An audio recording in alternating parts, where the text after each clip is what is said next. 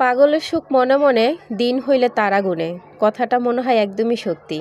কেন বলছি জানেন? আমার হাজব্যান্ড প্রায় সময়ই ড্রাগন ফল আনার পর আমি কাইটা দিই, কিন্তু আমি কখনো খাই না। প্রথমত কারণ হচ্ছে এটার মধ্যে মনে হয় কি আমার কাছে যে কালো জিরা দিয়ে রাখছে এরকম কিছু, খাবারের টেস্টটা বুঝি ভালো হবে না সেজন্য।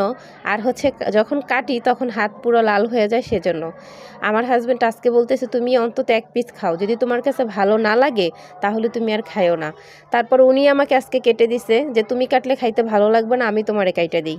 উনি আমাকে কেটে দিছে, এখন আমি একটা যখন খাইছি তখন দেখি না ভালোই তো লাগতেছে, মাশাল্লাহ ভালোই তো এর টেস্ট, খেতে তো ভালোই লাগে।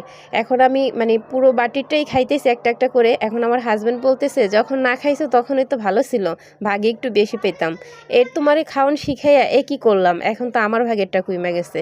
আমি ওনাকে বলতেছি শোনো, মানুষ হচ্ছে এরকমই, যে যাকে যেটা শিখায় ওটার প্রতিদিনের